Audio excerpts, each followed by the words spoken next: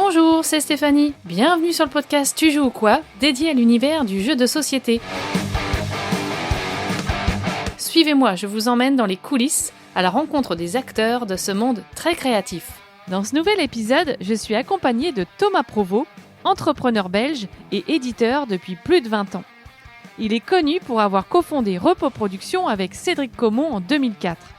Le duo a édité plusieurs énormes succès internationaux tels que Time's Up, Seven Wonders, Concept ou encore Just One.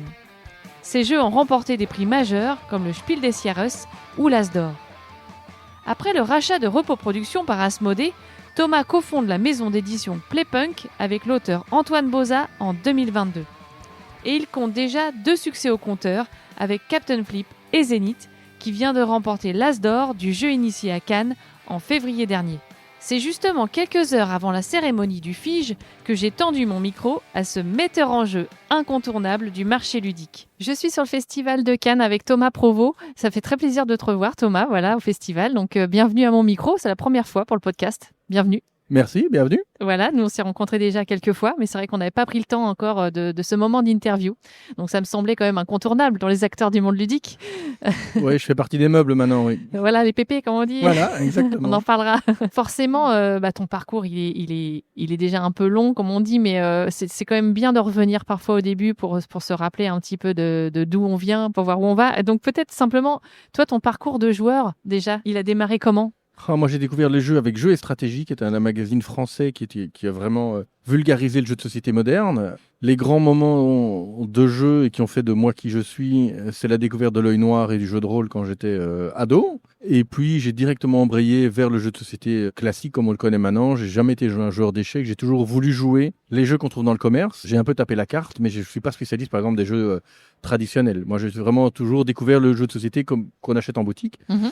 Quand je suis sorti de l'université, je suis psychologue de formation. Je me suis dit, putain, ça va être vachement chiant le travail comme ça, si c'est tout ça la vie. Et donc, très rapidement, j'ai fait des week-ends jeux, j'ai rencontré les professionnels. C'est de plus en plus le cas maintenant sur les salons. Et la frontière est fine entre les professionnels et les passionnés, etc. C'était déjà le cas il y a plus de 30 ans maintenant. Et donc, de fil en aiguille, quand on a découvert Time's Up avec Cédric, on s'est dit, mais en fait, on n'est pas plus mauvais que les autres. Il faut qu'on se lance. Voilà. Donc, c'est vraiment... je n'ai pas du tout une âme d'entrepreneur, ni je ne suis pas du tout issu d'une famille d'entrepreneurs. Mais fort est de constater 30 ans après que, visiblement, j'ai un peu de cette filière-là. En tout cas, voilà, c'était en toi. Voilà. Tu le savais peut-être pas au départ, mais... Et Cédric, comment tu l'as rencontré ? Comment ? Par des week-ends jeux, en fait. D'accord. Donc, l'idée, c'est que j'organise encore maintenant des week-ends belgo-ludiques. C'est la version belge des rencontres que Bruno Felluti organise. D'accord. Lors de la première version, j'avais pas de voiture. Donc, Philippe Kehrs, l'auteur de Small World, m'a dit, si tu veux, il y a un autre Bruxellois qui part. Et donc, j'ai rencontré Cédric pour aller à ce week-end jeu-là. On a très vite sympathisé. On avait les mêmes goûts. Les mêmes dégoûts aussi. C'est ça qui forme aussi un bon éditeur, c'est de savoir ce qu'on aime et savoir ce qu'on n'aime pas. Et donc, de fil en aiguille, Cédric est un homme beaucoup plus foufou que moi. Et donc, c'est lui qui a vraiment osé se dire qu'on pouvait le faire, en fait. Que c'était à notre portée et que c'était pas si compliqué que ça de faire des jeux. Et donc, quand on a découvert Time's Up, on s'est dit, mais en fait, ça, c'est une bombe commerciale. Il faut le faire. On va monter une boîte. Et si on peut gagner notre vie comme ça, ce serait déjà le plus beau de nos rêves. Et comment vous êtes tombé sur Time's Up ? Eh bien, ça, c'est Frédéric Bizet, qui est aussi un vieux de la vieille, qui vient d'éditer Covenia, pour ceux qui nous écoutent en live. C'est Bad Boom Games. Bad Taste Game, il a été aussi dans Bad Boom Games, etc. Changé, Il avait fait jeu en boîte, etc. Donc, il est là depuis longtemps dans le milieu. Et c'est un ami passionné qui m'a dit un jour, tiens, tu devrais essayer Time's Up. Donc, on a acheté Time's Up dans une étagère à Essen, la version anglaise. Et quand on est revenu, on a joué à plein de jeux. J'avais un club de jeux qui s'appelait le Repos du Guerrier. Et donc, à ce Repos du Guerrier, on jouait à toutes les sorties et beaucoup à Time's Up. Alors que c'était tous des gros joueurs. À l'époque, il y avait énormément de jeux à Valonil et quand même déjà la production européenne de jeux de société classiques, mais on revenait toujours à ce party game qu'on trouvait incroyable. Mm-hmm. Et comme c'était une édition américaine, elle était peu praticable pour des gens normaux, etc., on s'est dit le pari fou, on va prendre les droits. L'adapter. On va l'adapter. Quand on a fait un mail à Franck Di Lorenzo, le patron de RR, en lui disant on veut faire une version européenne de la version, on a dit si vous faites ça, on vous attaque. Et donc on lui a dit en fait non, on veut faire ça et on veut même vous payer pour le faire, on veut prendre les droits dans l'ordre et dans l'ordre logique des choses et légal des choses. Ça a duré 1 an de négociations assez intense et complexe en fait parce qu'on ne connaissait rien à cette à l'industrie l'industrie du jeu, etc. On n'avait que le vision auteur par nos amis auteurs, etc. Et pour être bien épaulé d'entrée de jeu, on a fait un partenariat avec Asmodée, qui était encore une petite boîte à l'époque, et donc on leur a sous-licencié la version française de Time's Up, sachant que nous on faisait la version Benelux. Donc voilà, ça c'était le démarrage de la boîte, et de fil en aiguille on a trouvé ça plutôt pas mal. Donc avant qu'on se fasse tous les deux virer de nos boulots respectifs, on avait déjà signé un autre jeu qui était sorti dans Jeu sur un plateau de mémoire, ce qui allait devenir Cash & Guns en fait. Ah voilà. oui, d'accord. Et donc très rapidement, on a pu vivre de ça. Il a fallu 3 ans avant que la société soit pérenne et qu'on se paye. Ça a été lancé en 2004 officiellement. J'ai aucune mémoire. Logiquement, j'ai vérifié. Voilà, ça doit être juste alors. Et donc ça a été Time's Up, Cash & Guns, Santiano, et encore l'ordre, je suis même pas sûr, mais ça doit être l'ordre. Voilà. Donc une fois qu'on était lancé avec un best-seller directement, on avait le temps de prendre le temps et de faire les choses comme on imaginait qu'il fallait les faire. Oui, c'est ça. À Time's Up, vous avez eu le nez fin et c'est vrai que ça a permis de bien se mettre le pied à l'étrier, j'imagine. Tout à fait. En fait, Time's Up reste encore maintenant un des jeux de société les plus drôles qui existent. Voilà. Et qui est un des jeux de culture où la culture a le moins d'importance, puisqu'il faut toujours faire Enfin, les gens connaissent, j'espère, ceux qui écoutent ce podcast, j'espère qu'ils connaissent, mais ces valeurs de game design sont toujours aussi fortes, en fait. Voilà. Donc, c'était vraiment ce que je souhaite à chaque maison d'édition, c'est d'avoir un premier produit ou rapidement un produit qui leur permet d'avoir le temps de faire leur métier du mieux qu'ils peuvent. Ouais, et puis c'est typiquement le jeu qui fédérateur. Enfin, je veux dire, moi, c'était le jeu qu'on emmenait en vacances en partant avec nos parents. Enfin, voilà, on était déjà adultes, on venait d'avoir nos jeunes enfants. Et on partait tous en famille et voilà, et c'était la seule manière de faire jouer mes parents. Tout à fait. Et ce qui est très drôle, c'est que la première version de Time's Up n'est pas du tout la version Family. C'était vraiment une version, ce qu'est le Celebrity maintenant. Je ne connais plus tout à fait les noms des gammes maintenant, mais c'était vraiment une version plutôt joueur en fait, qui demandait avec des personnages complexes, etc. Et on n'aurait jamais édité le jeu si on avait rencontré avec des objets et des professions, etc. Donc, pour l'époque, on était un peu con sur certaines choses en se disant les gens vont pas jouer avec simplement faire deviner chaises, pompiers et charcutiers, alors qu'en fait, c'est maintenant la version qui a le plus de succès, qui est en fait la plus populaire, c'est celle qui est la moins gameuse, entre guillemets, mais même ça, c'est une gamme qu'on a créée au fur et à mesure, même jusqu'à les Time's Up Kids.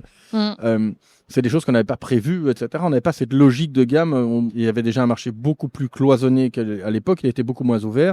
Le marché se limitait aux passionnés. Il y avait déjà un public familial, mais c'était un public qui allait plutôt dans les grandes surfaces, etc. Oui. Time's Up a vraiment été l'un des jeux qui a fait découvrir le jeu de société moderne aux gens. C'est pas le seul, mais on était vraiment sur un party game issu du commerce indépendant, on va dire, pas des grosses majors, et qui a vraiment eu une explosion commerciale et un succès assez phénoménal. Ouais, et donc vous avez fait toutes les versions francophones, mais vous avez fait aussi pour le marché européen ? Oui, tout le marché européen. En fait, on avait globalement, et Repos Production a encore probablement les droits pour le monde entier, sauf les États-Unis. Ah, ok. En fait, voilà. c'est l'exclusivité. Globalement, les États-Unis sont tout seuls. Voilà, les États-Unis sont tout seuls, et voilà. Ok. Bon, en tout cas, voilà, ça c'est vraiment le début et un super début. Après, forcément, il y a eu les nombreux succès que l'on connaît. Comment c'est fait ? Alors peut-être, parce qu'on va pas parler de tous les jeux, bien sûr, c'est pas possible. Sinon, là, le podcast va durer plusieurs jours. Oui, moi ça me dérange pas. J'ai plein de trucs à raconter, mais ça va être un peu chiant, je pense. Oui, c'est ça. Mais au moins peut-être parler de Seven Wonders, parce que ça c'est aussi le jeu qui a peut-être fait devenir un peu plus certains joueurs. Oui, enfin, tout à fait. C'est sûr. Voilà, on parlait de la premier accès avec Time's Up, mais là c'est presque le deuxième step. Ouais. Et voilà, ça c'est né comment cette rencontre aussi avec Antoine Bozet ? L'idée, c'est que le premier jeu d'Antoine qu'on a fait, c'est Ghost Stories. Oui. Ce qui est très frustrant, c'est que pendant très longtemps, Repos Production, comme on avait des sombreros, on était considérés comme des rigolos. Alors qu'en fait, on a fait un jeu très compliqué qui s'appelle Ghost Stories, qui était clairement un jeu expert, que si on sortait maintenant sur le marché actuel, les joueurs qui débutent n'ont aucune chance de gagner. Enfin bon, ça, on avait vraiment... Exigeant, ouais, c'est vrai. C'est un jeu un coopératif très très exigeant. Et on a adoré travailler avec Antoine. Et donc Antoine, je pense qu'il avait bien aimé travailler avec nous à cette époque-là. Et donc lors du salon du monde du jeu à Paris, le soir, il nous a présenté un jeu que moi j'ai directement trouvé très très chouette, très intéressant. C'est vrai qu'il n'a pas eu l'occasion d'y jouer, mais ça m'avait tilté dans l'œil. Déjà, ne fût-ce qu'au pitch, c'était déjà pas révolutionnaire, parce que Seven Wonders n'est pas un jeu révolutionnaire non plus. Il a révolutionné des choses, mais il n'était pas révolutionnaire dans la base. C'est pas Antoine qui a inventé le draft. Mais un jeu qui se joue de 2 à 7 joueurs en une demi-heure, enfin c'était 3 à 7 à la base, c'était vraiment quelque chose qui nous paraissait évident et très fort parce que nous, on vient de Civilisation. Moi, j'ai joué à Civilisation de Francis Tresham, etc. C'est ça qui a fait que je suis un joueur, mais c'est pas faisable en fait. Et donc, c'est plus éditable, c'est plus à l'heure du goût du jour, etc. Mais avoir cette essence de ce goût de Civilisation, ça nous a directement percuté. Et puis, il a eu énormément de travail, etc., etc. Oui. Et une collaboration continue avec Antoine qui fait que de ce proto vraiment déjà très très fort, on a réussi à faire Seven Wonders, quoi. Oui, le côté simultané, c'était vraiment ce qui a fait gagner le temps de jeu, qui était hyper important. Et à l'époque, Roboprod en fait a fait très peu de jeux avec des plateaux de jeu. C'est-à-dire que si on regarde Time's Up, Cash and Guns, Seven Wonders, c'est tous des jeux où il n'y a pas de plateau. On joue autour de la table et on fait des trucs, mais il n'y a pas le plateau classique, etc. Il y en a même plein d'autres. Enfin, voilà. Donc, enlever le plateau du jeu, ça a vraiment permis de libérer, de se concentrer sur les cartes, etc. Enfin, voilà. C'était quand même aussi assez fort pour le coup. Oui, carrément. Alors, forcément, les années passent, ça grossit, vous avez beaucoup de succès. Voilà, c'est vrai que vous avez eu le nez fin. Enfin, tous les deux, vous faites un bon binôme. Je pense que, qu'est-ce qui fait la force de votre binôme à l'époque? On s'appelait Monsieur Plus et Monsieur Moins, donc Cédric était Monsieur Plus, moi j'étais Monsieur Moins. On s'est toujours dit, quand on gère une boîte, maintenant j'ai plusieurs boîtes où je ne suis pas toujours actionnaire à 50%, dans Repos on était à 50-50 avec Cédric. Donc toute décision, on devait être d'accord tous les deux. Et ça nous a challengé sur tout ce qu'on faisait.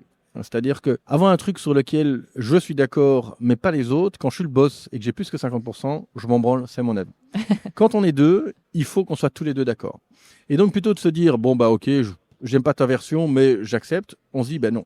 Si moi j'aime pas et que toi t'aimes bien, des gens n'aimeront pas. Et donc il faut trouver une solution qu'on aime tous les deux. Et il se fait que globalement, quand on aimait bien les choses tous les deux, on n'était pas les seuls. Et ce qui fait que ça a été une sorte d'autocontrôle, de garde-fou permanent de se dire, il faut qu'on aime tout. Chaque projet. Chaque projet, il faut qu'on aime tout de A à Z. Évidemment, ça c'est la théorie.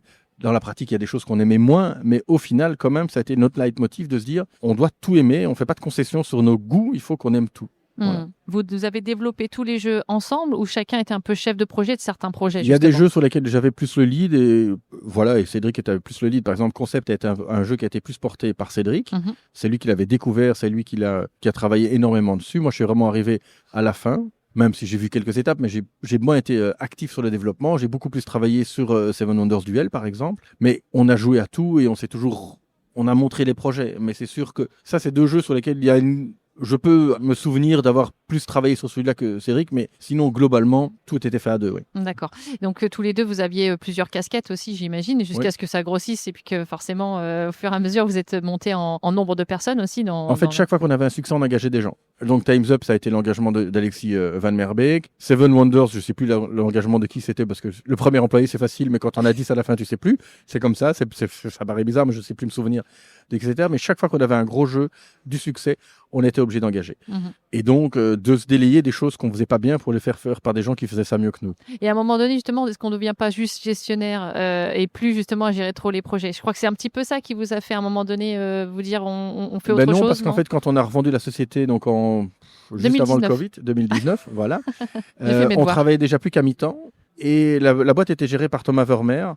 C'est-à-dire que nous, on ne faisait plus que du game design et on répondait aux questions. D'accord. En fait, vous aviez délégué la partie chiante. Exactement, oui, tout à fait. Chiante. Ouais, j'aime pas. Moi, je suis. Enfin, gestionnaire, je suis pas du tout je sais gérer des boîtes, mais je n'aime pas faire ça. Enfin, je sais le faire par défaut, mais je suis pas bon à ça. Moi, s'il y a une chose que je revendique, c'est que je suis bon à faire des jeux. C'est tout. Mais je peux faire des trucs. Je peux faire des factures. J'ai pas envie d'en faire. J'ai plus envie d'en faire du tout. Mais voilà. Mais vous étiez resté dans le cœur de métier de développeur, quoi. Si on est bon pour quelque chose, c'est faire des jeux.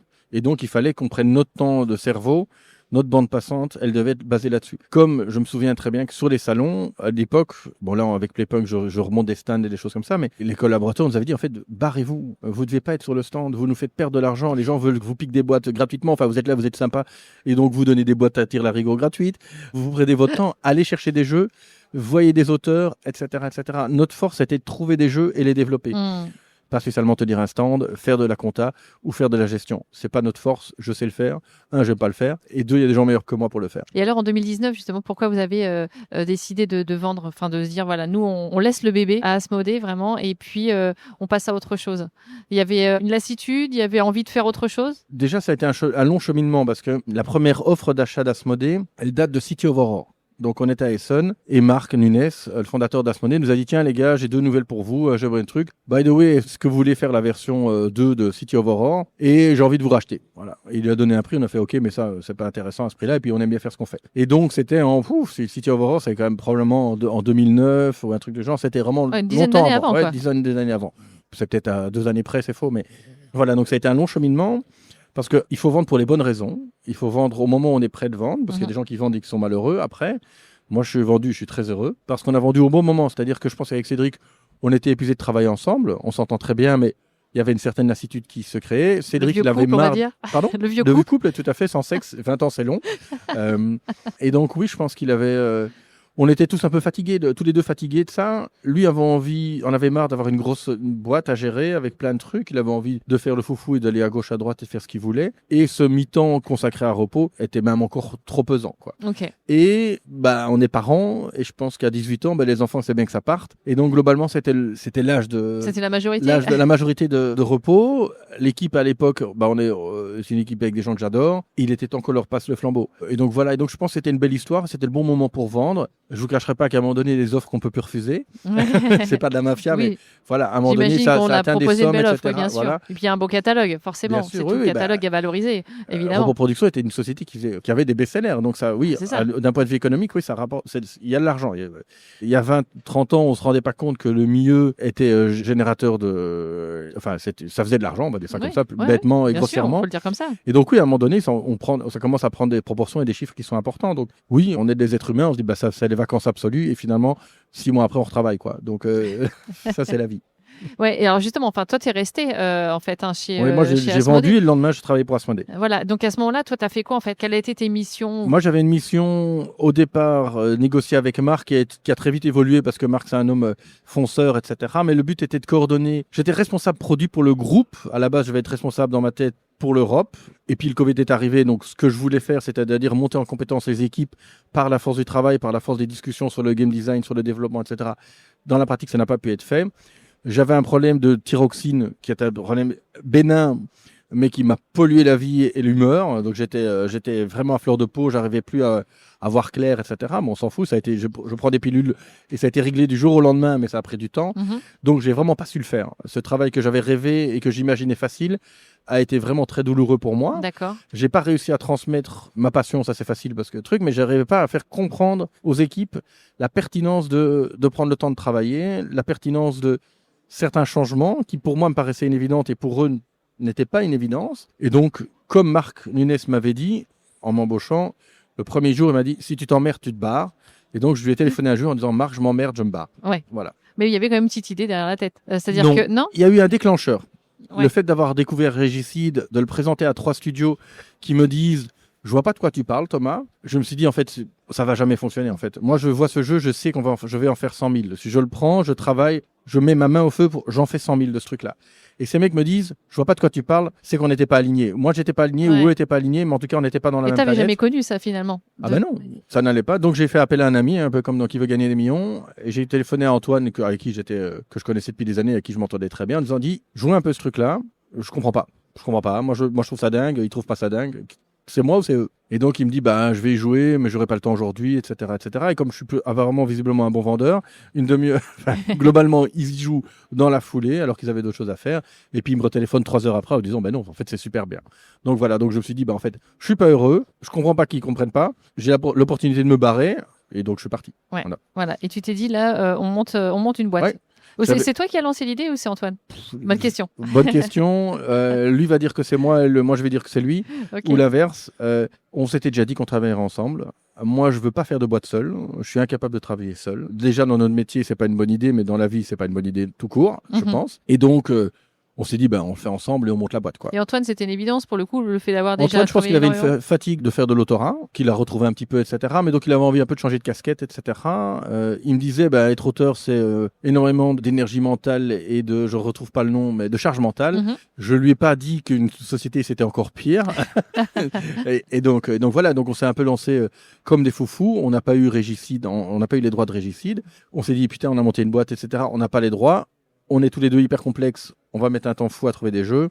Et finalement, au Essen suivant et au Cannes suivant, on avait trouvé les 2 premiers jeux qui ont fait les bases de Playpunk, quoi. Ouais, c'est ça. Donc voilà, Playpunk, effectivement, vous aviez créé la boîte Sans jeu. Ouais. C'est ça. Hein. Vous étiez encore en négociation avec les Néo-Zélandais, hein, Voilà, c'est ça, ouais, tout à fait. qui ont fait Régicide. Alors que, par exemple, Repoprod, ça a été, on avait les droits à titre privé avant de monter la boîte. Ouais. On avait négocié. C'était un pari risqué quand même. Enfin, où vous Non, étiez parce dit. que non, j'ai revendu une boîte qui marchait bien, donc j'ai en théorie pas besoin de travailler en fait. Oui, c'est ça. Donc On s'en fout. Ça, si je mangeais pas toute la vie, quoi. Ouais. Mais enfin, pas que des pâtes. Je peux manger un peu de viande, mais j'ai pas de soucis. Oui, donc, voilà. Si tu partais forcément pas avec l'épée de Damoclès. Quoi. Voilà. J'avais vraiment j'avais le temps de prendre le temps, ce qui est le plus grand des luxes. Et alors justement, ce premier jeu, enfin déjà avec Antoine, comment vous vous êtes dit?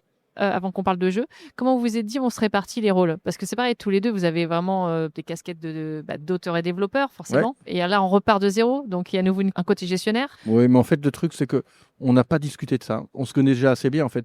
Tout le cheminement éditorial qu'on a fait ensemble, la seule différence, c'est qu'Antoine n'était pas éditeur. Et je savais bien sa vision. Il y a des choix qu'on a fait où on a discuté, nous, chacun dans son rôle. Par exemple, sur un développement comme Last Bastion, etc. Et des décisions qu'on a prises en tant qu'éditeur qu'on regrette peut-être ou qui n'ont pas été des bons choix, mais on en avait discuté, etc. Donc, j'avais aucun doute sur comment on allait bosser ensemble, parce que c'était assez évident et qu'on se connaissait bien. Donc, on n'a pas fait une charte en disant, toi, tu fais ça et machin chose. On est allé un peu la fleur au fusil. Ça s'est fait naturellement. Voilà, ça s'est fait naturellement, oui. D'accord. Et donc, comment a été sourcé alors Captain Flip? Eh bien, non. L'idée, c'est quand on a fait un communiqué de presse pour le lancement de Playpunk, on a dit, nous, on a envie de travailler avec des auteurs qui ont envie de travailler. Et on a envoyé ce communiqué de presse à tous les auteurs dont on aimait bien le travail. Et il sait qu'on a rencontré Paolo Mori à Essen, qui nous a présenté 3 jeux. Les Secrets de Wardenkin, Toy Battle et Captain Flip. Okay. On a appris qu'un des 3. Visiblement, il fallait prendre les 3. Mais ça aurait pu, ouais. De nouveau, je suis convaincu que pour être un bon éditeur, il faut avoir une vision.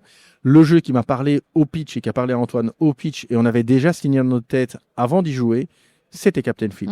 Les 2 autres jeux sont très bien, etc. Mais il faut tomber en amour. Et donc, c'était celui-là qu'on aimait bien. Et pareil, encore une fois, j'imagine qu'il fallait que les 2 soient tout de suite bien sûr, emballés. Il fallait qu'on soit tous les 2 emballés.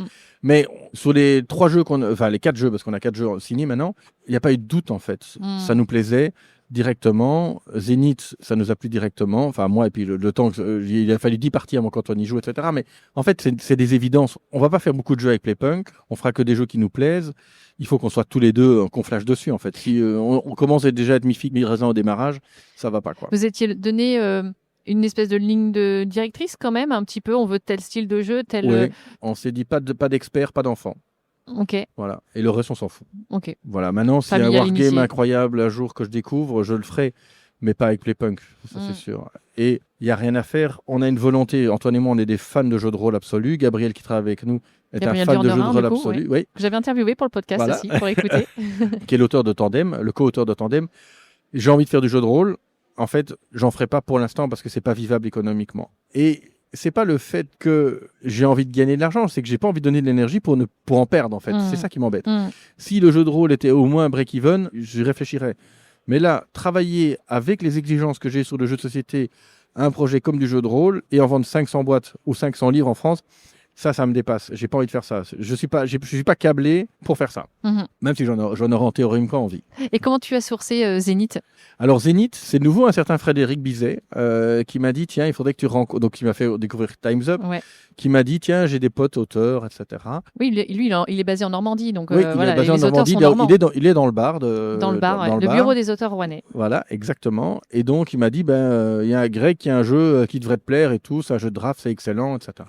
Et donc, j'ai joué à ce jeu qui est devenu les Jardins de Babylone. Et moi, je me suis dit, ok, mais en fait, ça m'intéresse pas, ce jeu-là. C'était pas mal. Enfin, c'était vachement différent du jeu Jardins de Babylone, mais c'était ça la base. Et puis, de toute façon, un jeu de draft avec Antoine, on va pas faire ça. Et puis, je me dis, mais t'as pas autre chose? Et il avait autre chose. Ça s'appelait Archonte. Quand il me l'a présenté, je me suis dit, oula, tir à la corde avec 5 cordes, c'est soit génial, soit ça marche pas du tout. Et j'étais directement, j'ai senti la pique qui rentrait, là. J'ai senti la drogue qui rentrait. Je trouvais ça génial d'entrée de jeu. Le jeu a évolué évidemment, mais d'entrée de jeu, il y avait de la tension. Je trouvais ça très malin que la valeur de ces planètes évolue en fonction de la partie, en fait. Elles ont toutes la même valeur au démarrage, mais une fois que j'ai la planète rouge, elle est plus forte pour moi, etc. Donc, tout ça a été très subtil. Et donc, j'ai directement aimé. Comme je disais, il a fallu 10 parties avant qu'on se revoie à Paris avec Antoine pour on y joue. Parce que vous étiez rencontrés à Cannes pour le coup? Oui, on s'est rencontrés juste derrière nous. Là, globalement, les gens savent pas, mais on est dans la mezzanine, dans le salon de Cannes. Et donc, oui, c'était vraiment ici que ça s'est signé.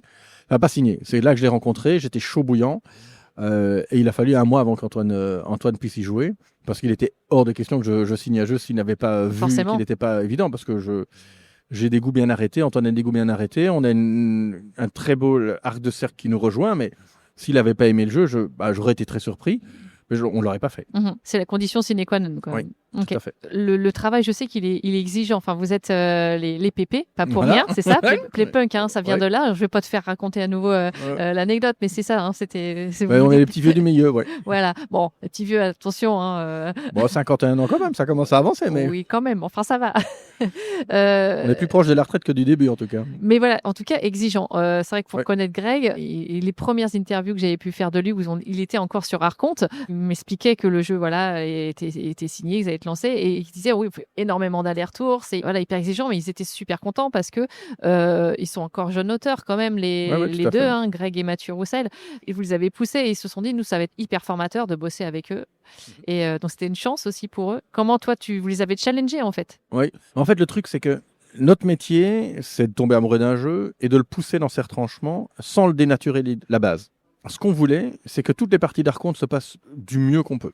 Il fallait éviter les frustrations, il fallait en garder, parce qu'un jeu, ça doit être un peu frustrant, mais il n'en fallait pas trop. Il fallait que les conditions de victoire soient plus riches. Il n'y en avait que 2 à la base quand la signature, il y en avait 3 très rapidement dans le développement. Il fallait qu'on arrive à une ergonomie pure, il fallait que ces 3 actions soient équilibrées. Donc, au final, on a fait plein de choses et on n'a rien fait en même temps. C'est leur poser des questions, c'est leur proposer des solutions, discuter, mais ne pas dévier de la route. Zénith n'a pas beaucoup bougé, en fait. Enfin, il y a énormément de choses qui ont bougé. Tout l'art de techno a été refait, l'action de diplomatie a été refait, les conditions de victoire ont été refaites, même l'ergonomie des cartes. Enfin, il y a énormément de micro-choses sur lesquelles on a changé et ça prend du temps. On s'est vraiment posé, je pense, les bonnes questions. On a pris le temps d'y répondre parce que parfois on trouve des réponses et très souvent on est très déçu par la première version qu'on trouve, etc., etc. Donc, moi, je suis convaincu que le métier d'éditeur, c'est un métier d'équipe avec des auteurs. Il faut les challenger, discuter des choses. Ils restent auteurs, mais nous, on les guide, on les oriente vers ce qui pourrait rendre le jeu encore meilleur et l'expérience des joueurs encore meilleure.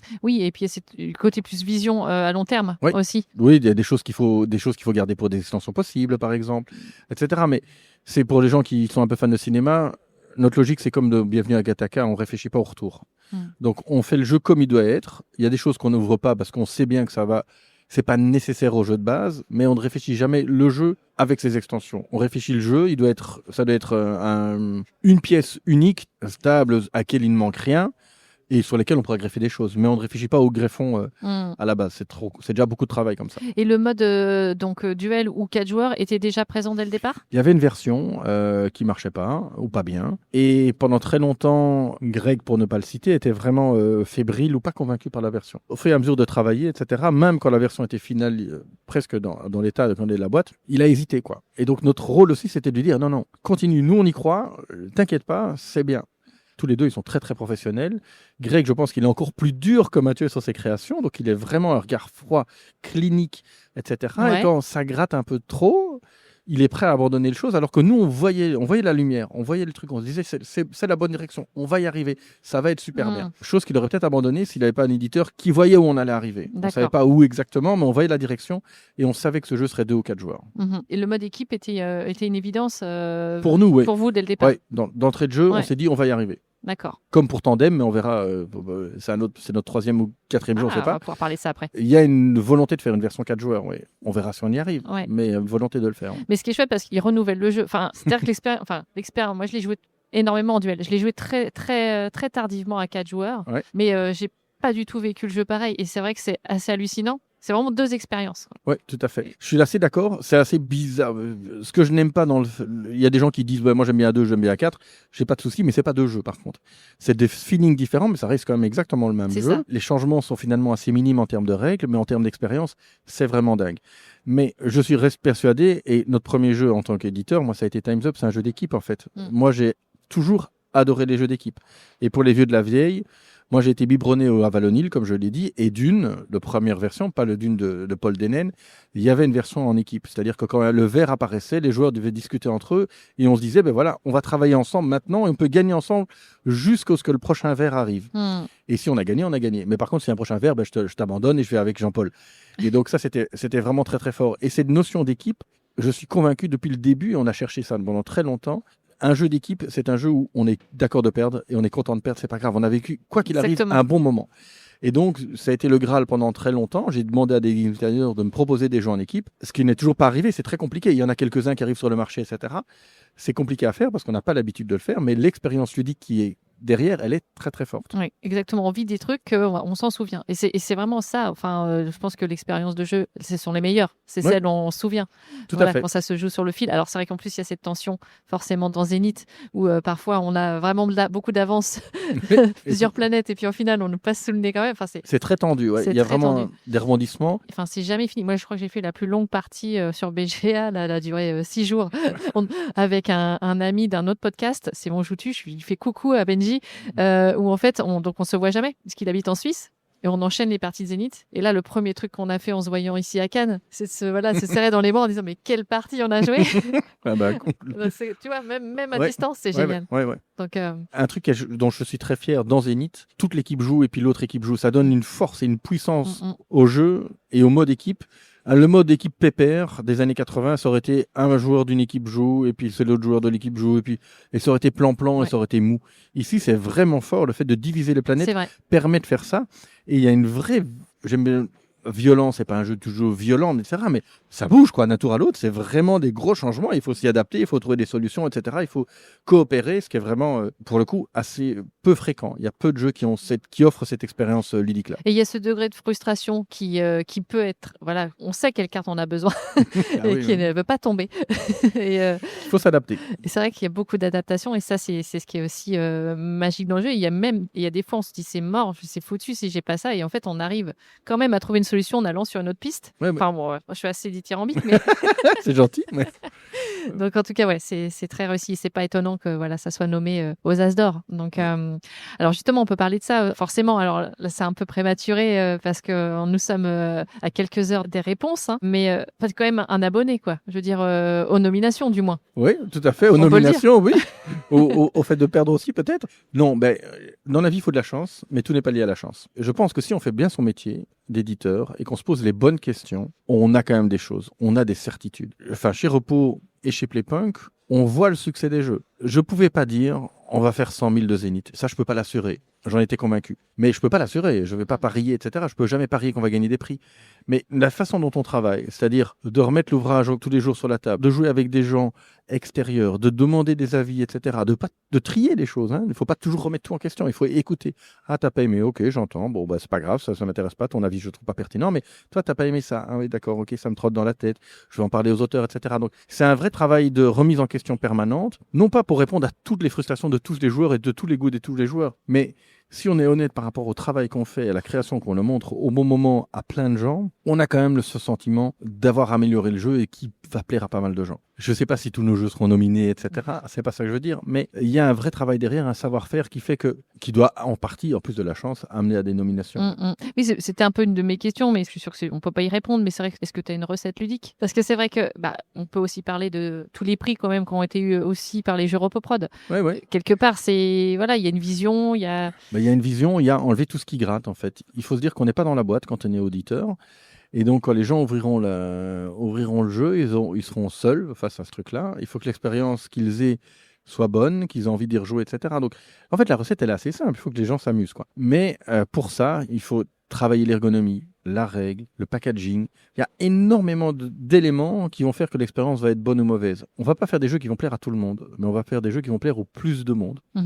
Et que le jeu soit simple ou compliqué, c'est le même combat. Il faut que le jeu soit quand même suffisamment original, il faut que les gens, en plus, aient envie de l'acheter après. Enfin, c'est plein de facteurs qu'il faut oser se poser de questions à plein de moments du développement. Donc oui, il n'y a pas de recette miracle, travaillez, quoi. Remettez-vous en question, bossez.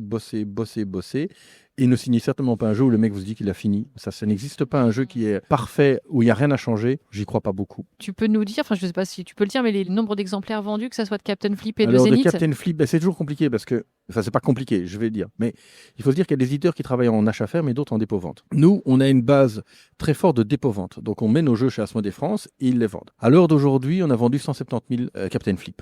Ok. Et Isla Mamba va arriver. Donc c'est déjà l'extension. C'est déjà des très gros chiffres, mais en termes de volume de prod, on est à 200 000. Voilà, mais on est à 170 000 vendus. Quelque chose comme ça, j'ai pas les datas. Zenith, avec Antoine, on s'était dit, si on n'en fait pas 100 000, on est vraiment des banquignols.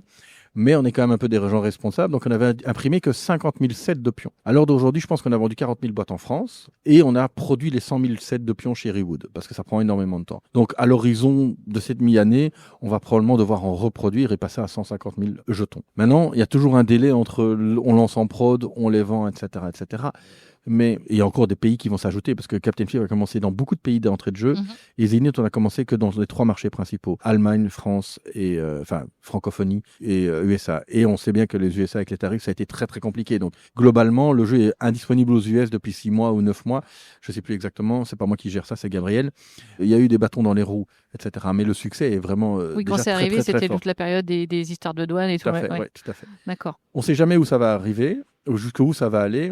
Mais je pense qu'on a 2 jeux qui sont carrés pour tenir, quoi. Ça, c'est compliqué, ça, pour les éditeurs, de savoir quel nombre d'exemplaires ils font pour un premier tirage. Oui, c'est surtout quand on achat ferme, hein, parce qu'en achat ferme, tout le monde veut un peu tirer la couette pour lui, etc. Souvent, l'éditeur n'en fait pas assez. Et donc, nous, sur nos marchés principaux, on produit nous-mêmes. Et on fait des volumes plus importants que ce que l'éditeur pense, parce que on est couillu, on croit peut-être trop en nos produits, hein, ça c'est possible, bon, c'est pas encore arrivé, mais on se plantera. Mais donc voilà, et je pense surtout que ce qui est important, c'est que dans un marché où il y a trop de jeux, ce qui est notre cas à l'heure actuelle, il faut que les boutiques aient du réassort rapidement. On peut pas être parfait, on peut pas avoir de la cam tout le temps, mais le fait de produire en Europe nous permet quand même d'avoir un réassort rapide, de produire plus que la demande des distributeurs, en tout cas sur les marchés importants. C'est une bonne solution, parce que ça fait confiance aux boutiques qui peuvent nous suivre, qui se disent, si je vends du Zénith maintenant, j'en aurai rapidement. Etc. Donc, il n'y a pas une sacro-sainte règle, mais... Oui, il faut éviter le creux, parce qu'effectivement, si la hype redescend entre-temps, on sait bien que on laisse une place vide, ça... Exactement, oui. C'est compliqué. Les gens, à moins d'avoir un jeu vraiment exceptionnel, les gens ne vont pas attendre, ils vont acheter autre chose.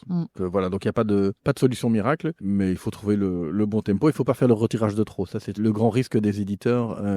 Mais de nouveau, on a un très petit line-up, c'est plus fréquent chez des gens qui ont beaucoup de références, etc., etc. Et quand il y a une mise en avant, forcément comme une nomination, ça c'est pareil, il faut aussi pouvoir avoir les reins solides et derrière relancer tout de suite des prods s'ils ne vont pas manquer, quoi. Voilà, tout à fait, oui. Et avoir du stock au moment où c'est nominé, par exemple. C'est pas le cas de beaucoup de... Chaque année, il y a des gens qui n'ont pas de stock quand c'est nominé. Mais si vous produisez en Chine, c'est 4 mois, hein. Donc c'est compliqué. Si vous produisez en Europe, ça peut être 1 mois et demi, 2 mois. Donc déjà, ça permet de fluidifier... Oui, on en parlait justement avec Game in France, je les ai rencontrés pour l'usine de production qui se lance dans l'Est, là. Et c'est vrai que oui, c'est là-dessus qu'ils peuvent être compétitifs, parce que les prix, on sait que c'est compliqué, mais sur pouvoir faire un réassort en 4 semaines, comparé à 4 mois... En fait, de nouveau, les prix, c'est compliqué. C'est sûr que si je produisais en Chine, je gagnerais mieux ma vie. Mais toutes les boîtes que j'ai pas vendues parce que j'ai produit ça en Chine, je les ai perdues. Donc au final, en termes de marge, entre vendre toute l'année des boîtes et vendre des boîtes 6 mois par an parce que j'ai des ruptures de stock, enfin c'est pas 6 mois par an, mais au final, il faut pas toujours regarder la différence de marge de manière complètement arithmétique. Dans 1 an et demi, quand on aura les volumes permanent de Captain Flip et qu'on sait tout anticiper, on peut éviter des ruptures de stock et pourquoi pas balancer la prendre en Chine. Mais pour un petit studio, etc., il vaut mieux avoir de la cam, des jeux, que de produire systématiquement en Chine. Enfin voilà, moi je pense que c'est une erreur. Vous produisez où du coup ? Globalement en Pologne, tout est produit en Pologne, sauf pour le marché américain où on a fait des prods européennes, mais c'est trop compliqué, ça prend trop de temps. Et surtout, en fait, ils sont pas câblés pour. Hein. Les Américains, ils prennent de la Chine, point. Et donc, c'est plus complexe, mais on a vraiment une volonté de faire Europe pour Europe et si besoin, Chine pour les États-Unis. Il n'y a pas de production aux États-Unis ? Pas à des prix décents. Ah, d'accord. Voilà, okay. Ça n'existe pas donc pour en notre fait, ok, il faut venir de Chine. Voilà. Et pour le petit truc rigolo, c'est que les pions de Rewood vont être envoyés en Chine pour la version américaine. Donc ça a été compliqué en termes de logistique de faire envoyer les pions en Rewood faits en Allemagne en Chine pour partir aux États-Unis. Qu'est-ce que tu appelles les pions en Rewood ? Les pions en bois dans Zenith. Ah oui, d'accord. Ils sont produits en Allemagne et donc ça prend beaucoup de temps. D'accord. Et plutôt que de repayer des moules en Chine avec du plastique, on les fait faire en Europe et on les envoie en Chine. Mais les bateaux, ils vont jamais dans ce sens-là en fait. Enfin, ils retournent mais à vide globalement. Et donc trouver de la place dans ces bateaux, ça a été compliqué en logistique. Ouais, okay. Parce que c'est tellement peu fréquent. Bon, il y a plein de gens qui le font, mais en tout cas dans le milieu du jeu de société, Nous, on n'était pas câblés pour faire ça. D'accord. Alors avant qu'on parle de ce qui va arriver chez Ouais. Playpunk, on peut peut-être parler de la composition de l'équipe, parce que vous n'êtes plus tout seul. On n'est plus tout seul. Donc, il y a Antoine et moi qui sommes fondateurs. Il y a Gabriel Durnerin, dont le rythme de travail est passé de temps plein à quart temps quand il y a des rushs, etc. Et nous allons avoir une nouvelle employée qui s'appelle Aïcha Douadi. Donc, je n'ai pas encore rencontré, pour être tout à fait Ah ouais, honnête. ok, Voilà, c'est tout ouais. récent alors, ok. C'est tout récent. C'est Gabriel qui l'a engagée. On a fait des réunions, etc. Mais je ne l'ai pas encore rencontrée physiquement. Ok. Ça va être son assistante et elle va gérer la production, etc., etc. On va être 4 dans la société à travailler, sachant qu'on travaille avec pas mal d'externes. On travaille avec Dorine. Dorine, c'est pour la communication. Voilà, on travaille avec Alexis Van Merbe, qui était mon premier employé dont je parlais, pour tout ce qui est graphisme, etc. Mais la boîte, la structure, en tout cas, c'est que 2 employés. Ok. Alors, qu'est-ce qui est à venir alors? Parce qu'il y a des bonne- extensions, bien ouais. sûr, mais pas que alors. Il y a des extensions. Donc là, on vient de sortir la première extension de Captain Flip, une vraie extension avec 4 plateaux et 5 nouvelles cartes au trésor. Voilà, donc je suis assez fier. Ça a été beaucoup de travail. Ça a l'air toujours simple, mais c'est toujours beaucoup de travail. On travaille sur la prochaine extension de Zénith qui va être une vraie grosse extension. Ouais. Le goodie, c'était vraiment plus pour célébrer une nomination au Kenner et des choses comme ça qu'on n'a pas eu. Mais c'était un petit gadget pour faire parler du jeu. C'était pas un vrai. C'était pas la vraie extension. Voilà, C'était pas la vraie extension. C'est un petit goodies. ouais, Voilà. un petit amuse-gueule. Voilà, exactement. Et là, ça va être une extension qui va contenir au moins 2 choses, peut-être 3. Les premières choses, c'est que ça va être des corporations. Donc, chaque joueur aura au démarrage de la partie le choix entre 2 corporations. Ces corporations auront un setup un peu différent, du zénithium, un effet de tech en plus et des choses comme ça, et un pouvoir permanent. Donc, ça donne de la symétrie, en fait. Ça va amener de la symétrie. Et ces corpos vont évoluer en fonction du nombre de planètes que vous gagnez. Et donc, dans un jeu en équipe, si moi je gagne une planète, je retourne ma corpo, je suis un peu plus fort, mais toi pas encore. Donc, si moi je regagne des planètes, ok, c'est cool, mais ton pouvoir n'évolue pas. Il va falloir équilibrer un peu ça. Voilà. Ok. Et il y aura 21 nouvelles cartes, qui seront des cartes gris, silver, on n'a pas encore le nom, qui seront des cartes qui pourront être placées dans n'importe quelle colonne, mais selon certaines règles. La règle est globalement presque définitive, mais je ne vais pas la dire parce qu'on n'est pas encore sur à 100%. On est toujours sur des cartes uniques. Cartes uniques, oui, tout à fait, 21 cartes uniques. Et on travaille sur un 3e projet, mais il est pas encore, on n'a pas encore trouvé ce qui nous plaisait parfaitement, donc on verra bien. Donc en tout cas, c'est corpo et 21 cartes, ça c'est sûr, et peut-être un petit bout en plus, et s'il n'est pas prêt, il sera pour la 2e extension de Zénith. Ah oui, donc déjà peut-être même une 2e extension. Une chose à la Qui fois. sait, Mais qui voilà, une chose à la fois. Et ça, ce serait pour quand, si tout va bien? Si tout va bien, c'est pour Essen. D'accord. Octobre. Et après, on a donc Tandem, qui est un jeu de Gabriel Durnerin et Maxime Rambourg, l'auteur de Fort Crown. Ouais. Ça, c'est un jeu de tandem. L'idée, c'est que les joueurs sont sur un vélo et doivent arriver au bout de la course avant que l'orage éclate. Et ce tandem est toujours composé de 2 animaux parmi 6. Je peux jouer la taupe et toi tu joues l'éléphant. Ça va construire notre tandem. On va chacun avoir des pouvoirs et des choses différentes, etc. Et quand on jouera en I4, ça sera par équipe, mais l'un contre l'autre. Ok. Un peu comme Zénith. D'accord. Voilà. Et donc ça devrait sortir courant 2027. Donc c'est comme une course, c'est C'est une course, oui, ok. ça sera le premier qui arrive à la fin. À 2, il y a la tempête. À 4, il n'y a pas de tempête. Il y a les autres, c'est pire. Voilà. Donc il va bien falloir se coordonner pour avancer bien Voilà. ensemble. Exactement, Le avec mieux un possible. système et une méca assez original. Et il y aura 6 plateaux ou 8 plateaux, on ne sait pas encore, avec chaque fois des parcours différents. On va commencer dans la prairie, puis on va terminer à faire du vélo sur la Lune. C'est un peu fou, mais rassurez-vous, ça va bien se passer. Donc vraiment, c'est un chouette petit jeu en termes de difficulté. On est entre le famille et l'initié. Ça va dépendre un peu encore du dev sur lequel on travaille, mais il y a un vrai plaisir de coopération à nouveau. Il faudra faire gaffe. Les cartes sont divisées en 2, je vais quand même expliquer ça. À gauche, vous avez les actions que vous allez faire, et à droite, vous avez la force des actions de votre partenaire. Et donc, sur cette mécanique-là, il y a vraiment moyen de... Si je tire un peu trop, j'optimise un peu trop bien mon jeu, je vais foutre mon partenaire dans la merde. Or, il faut faire attention parce qu'on est 2 sur le vélo, et ça serait mal qu'il soit fatigué ou qu'on tombe, etc. Ouais, etc. de déséquilibrer le duo. Voilà, exactement. Ok. Donc, c'est très original, c'est très chouette. Il y a encore beaucoup de travail. C'est pour Mais- 2026 quand même? 2027. 2027. Oui, Ok. une chose à la fois. Et alors, il y a un autre jeu dont le nom de code est Jester, et qui était un jeu de Corentin Lebras et d'un certain Antoine Bozat. On a cassé la sacro-sainte règle. Ah oui, c'était la règle de départ, ça. Voilà, mais la règle, c'est pour être fait à la poubelle. Dis à un éditeur de jeu. non, mais oui, on C'est fait le cœur casser de ces règles-là. l'éplume Voilà. Donc voilà, c'est encore trop pour en parler, mais c'est un petit jeu de cartes très chouette, coopératif, de 2 à 5 joueurs. On a encore du travail sur la planche. Ouais, c'est ça. Et puis la vision, parce que c'est vrai qu'on n'avait pas encore demandé qu'est-ce qui allait arriver derrière. Ben oui, donc voilà, finalement, c'est moins on cherche, c'est comme l'amour, c'est moins on cherche, plus on trouve. Mais voilà, donc on a trouvé. Eh ben super. Oui, c'est ça que je voulais te demander quand même, parce que le monde ludique évolue. Toi, qu'est-ce qui t'anime toujours dans ce milieu? Ben, ce qui m'anime, c'est la jeunesse, déjà, et le fait que plus je connais ce métier, moi je le connais. Et donc, je ne sais pas si tu as vu, j'ai relancé une nouvelle boîte. Oh, justement, je voulais t'en parler. Voilà. Ouais. Cette boîte qui s'appelle Mosaic Studio, elle part du principe que même si Playpunk grossit, on n'aura jamais que 2 éditeurs, c'est Antoine et moi. Et donc, l'idée de faire Mosaic, c'est de se dire, moi j'ai une vision, j'ai une façon de faire, mais il y a des gens qui sont brillants. et qui ont aussi des visions, qui sont parfois différentes des miennes, mais j'ai envie de travailler avec eux, mais je ne peux pas le faire sous Playpunk, parce que sous Playpunk, c'est Antoine et moi qui allons faire les jeux. Mhm. Et donc, Mosaic Studio, il y aura 2 personnes, il y a 2 metteurs en jeu, ça je vais revenir après. Il y a Mathieu Verdier, que les gens connaissent pas, parce qu'il a travaillé pour Soif, c'est l'auteur de Sur les traces de Darwin, etc. Ouais, et je le connais bien parce que c'est un Havrais, donc on habite pas loin. Voilà. Et il y a Aurélie Raphaël qui va s'occuper de la partie enfant. Voilà. Et dans le communiqué de presse, j'ai vraiment voulu redéfinir notre métier et créer un néologisme, parce que ça fait maintenant super longtemps que je fais ce métier. J'en ai parlé maintes fois dans des podcasts, dans des vidéos, etc. Et une partie du public ne se rend pas compte de ce que c'est vraiment. Mhm. Derrière l'éditeur, les gens voient plus l'éditeur de littérature qui va prendre le livre, qui va un peu challenger l'auteur, mais qui va pas mettre les mains dans le cambouis. Un éditeur de livre ne met pas dans le cambouis. Il va pas réécrire des paragraphes, etc. Chez nous, on est vraiment comme dans la mise en scène théâtrale ou dans la réalisation de films. On va vraiment faire plein de choix. On va orienter les auteurs pour les amener à quelque chose. On a une vision sur une œuvre de base, qui est le proto, qu'on va amener à bien. Il y a plus ou moins d'évolutions qui vont se faire, etc. Et donc, le fait de lancer Mosaic, c'est de dire, moi j'ai une vision, Thomas Provost, mais je pense que Mathieu et que Aurélie vont pouvoir faire autre chose. Ils ont une autre vision, mais je pense qu'ils vont le faire de manière... ils vont faire du bon Mathieu. Ça va être mon travail, c'est de faire du bon Mathieu et du bon Aurélie. Et de redire un petit peu, voilà, en fait, ce mot éditeur, c'est pas vraiment le bon. Moi, je préfère metteur en jeu. Je me sens plus... Et c'est joli, metteur en jeu. Voilà. Ouais. J'ai toujours... Ça fait 25 ans que je... Même 25, on va dire, ça fait 25 ans que je fais ce métier, il faudrait calculer exactement. C'est toujours comme ça que j'ai défini. Quand je l'expliquais à la presse belge ou à la presse française, c'est ça que je me vois faire au quotidien. C'est-à-dire que je ne suis pas juste en train de prendre un proto et de mettre des images. Je ne suis pas en train de juste prendre un proto et me dire les règles sont bonnes. Je ne suis pas en train de juste prendre un proto qui est dans une boîte bizarre et garder ce format de boîte. Je vais faire énormément de choix, plus ou moins artistiques. Je vais avoir énormément de moments où je vais challenger l'auteur ou l'illustrateur ou même le mec qui va faire les produits parce qu'il ne le temporé, si le son latin est juste, je ne pense pas qu'il est juste comme j'ai dit, mais enfin bon. Par exemple, le format Seven Wonders, on a changé le format de la carte. Et le fait de passer d'une carte format Magic à une carte format tarot, eh bien, je suis persuadé que ça a beaucoup d'importance.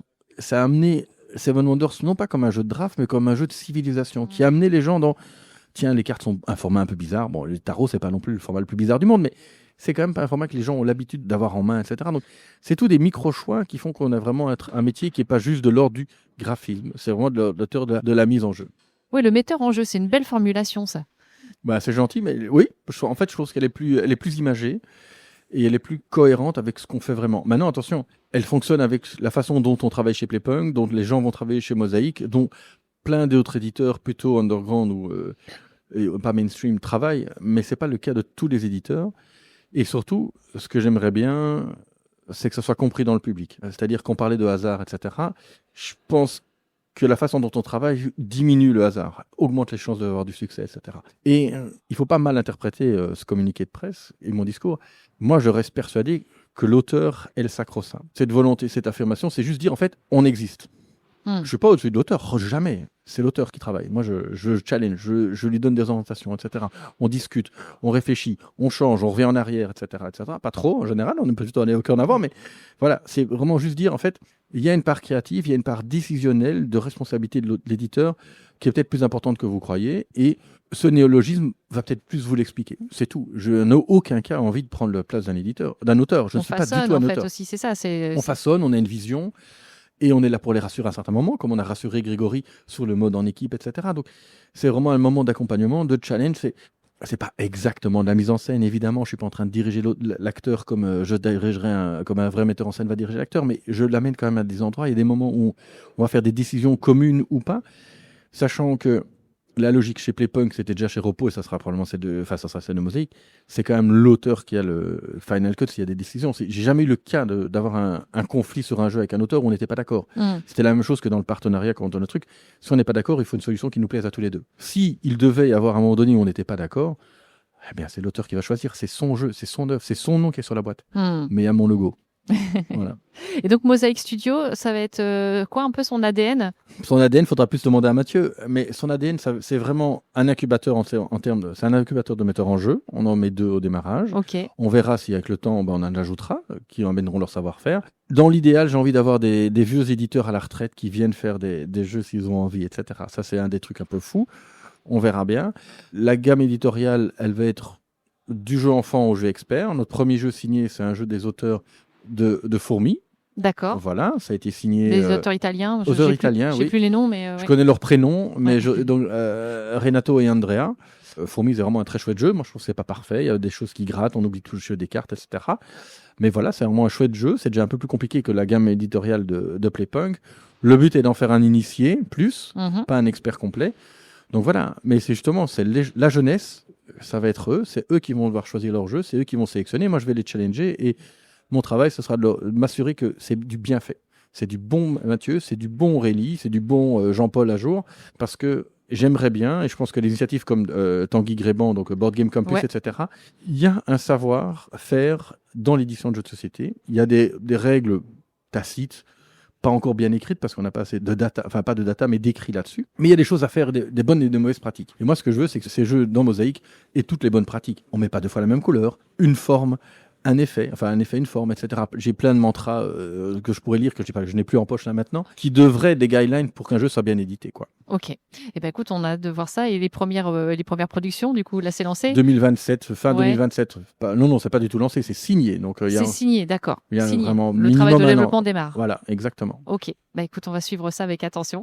Il y a déjà des choses un peu sur les réseaux ou pas encore? Il n'y a rien sur les réseaux, on n'a pas encore notre logo. Donc, ok, c'est en cours de on est vraiment création. en train de travailler. C'est vraiment le lancement, c'est là en fait. Hein. C'est le lancement, c'est là. Ouais. Ouais. On a lancé le communiqué de presse il y a une semaine avant Cannes. Donc c'est vraiment juste pour dire, Mathieu est là, on commence à travailler, on a déjà un jeu signé. Maintenant, laissez-nous le temps de travailler. Ouais, il y a toujours des choses à faire. Voilà. T'es pas un homme d'un seul projet, quoi. Non, visiblement, contrairement à ce que je pensais, mais oui, non.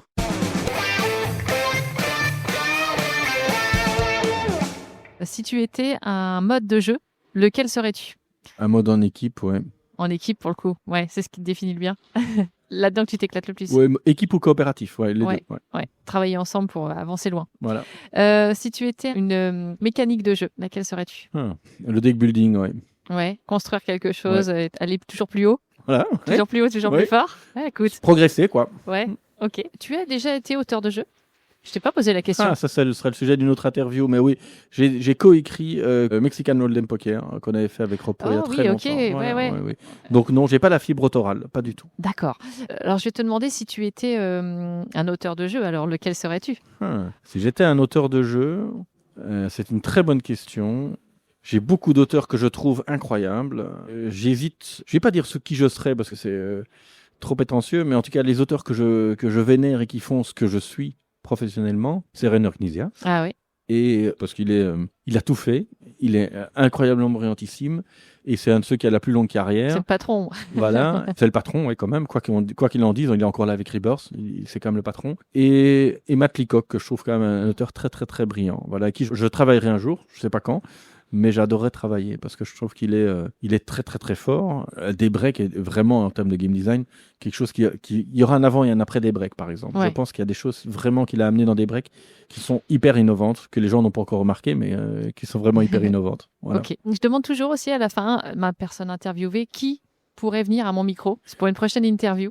Tanguy Gréban. Donc, j'ai déjà fait, Tanguy. Bon, Mais ceci dit, j'irai le revoir pour en savoir un peu plus sur Board Game Campus, c'est vraiment intéressant. Il en parlera mieux que moi, mais ça répond à un besoin professionnel.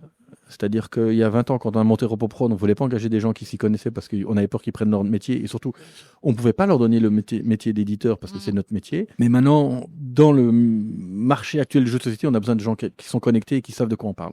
Donc des gens qui ont eu le temps de réfléchir pendant un an professionnalisé, à ce que c'est du jeu, qui ne sont pas que des gamers, qui ont eu le temps de réfléchir à poser ce que c'est l'édition, etc. Qui travaillent pas du tout dans le métier d'éditeur à proprement parler, mais ça sera vraiment quelque chose de resourceful, je ne sais pas le terme, mais vraiment d'utile pour le business. C'est-à-dire que engager des gens qui ont fait les romans, c'est super, mais comme je disais, on n'est pas dans la gestion du business comme on le fait dans l'édition littéraire, quoi. Et donc on a besoin de gens qui sont un peu câblés, qui ont des informations, qui ont du lore et du knowledge, quoi. Ok. Et Tanguy, j'irai le revoir effectivement pour au bout d'un an comment s'est passée cette première première édition de cette première promotion. Voilà, je pense qu'il y aura des choses à dire. Ouais, vous avez quelqu'un, je crois, en plus là avec vous. Oui, on en a 3 là. Donc 3. On est l'asile pour ceux qui n'avaient pas de stagiaires. Les stagiaires, voilà. D'accord.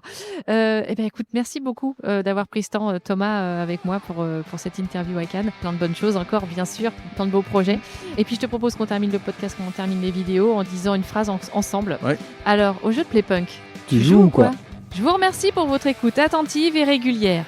Si vous avez apprécié cet épisode avec Thomas Provost et que vous souhaitez me soutenir, n'hésitez pas à parler du podcast autour de vous et à me laisser des commentaires sur Instagram, Facebook et la chaîne YouTube Tu joues ou quoi. Dans 2 semaines, je serai avec Christian Molinari, cofondateur de l'usine Game in France, basée à Nancy, qui lance sa première production de jeu en avril. Alors restez bien à l'écoute!